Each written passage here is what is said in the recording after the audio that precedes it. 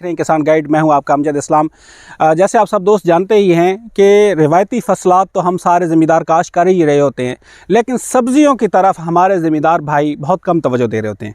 जबकि सब्ज़ियां आपकी रिवायती फसलात की निस्बत बहुत ज़्यादा आमदन वाली फसलें हैं।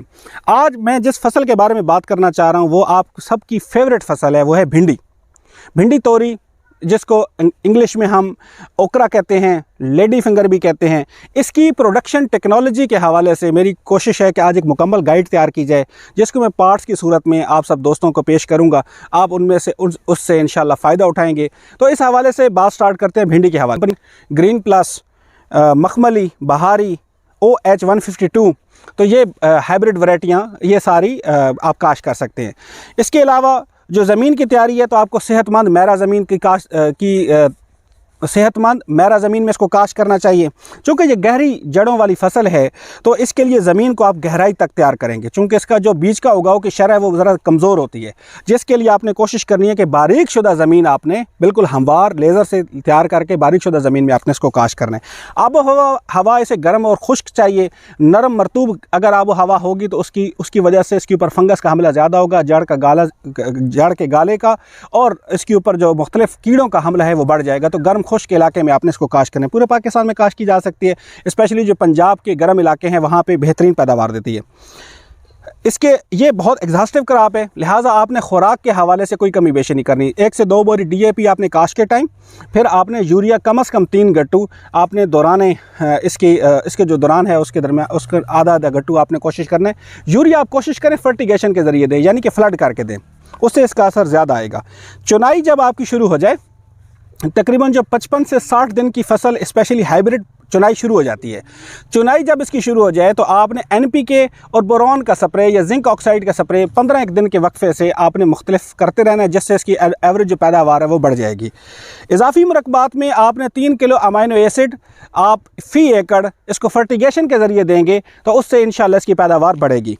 इसकी जो फ़ी एकड़ अगर पैदावार की बात की जाए तो 350 मन हाइब्रिड भिंडी आपकी दे सकती है। 350 मन अगर उसका पैसों के साथ वो किया जाए तो अच्छा रेट तो इंशाल्लाह मिले तो ज़्यादा पैसे बढ़ जाएंगे। लेकिन 50 रुपये फ़ी किलो भी अगर आप रेट रखें तो ये 7 लाख रुपए बनते हैं। तो 7 लाख रुपए आपकी कौन सी दूसरी फसल है रिवायती फसलों में जो आप कितने पैसे दे सकती है।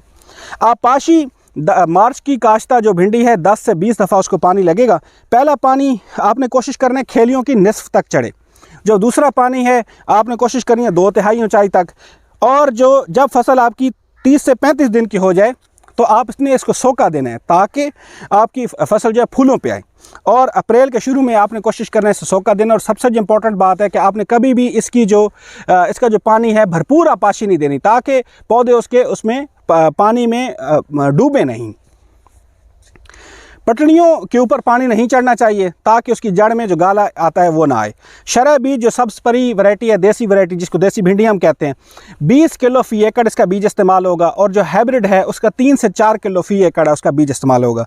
अगर आप खेलियों पे काश्त करेंगे लेज़र लेवल करके, तो आपने चौकों पे एक से 2 बीजों का चौका 1 इंच के फासले से आपने सब्ज़ परी वैरायटी का देना है। और जो आपकी हाइब्रिड वैरायटियाँ हैं 2 से 3 इंच आपने दरमियानी फासला रखना है, क्योंकि हाइब्रिड वैरायटियाँ जस्ट बहुत ज़्यादा फैलाव करती हैं।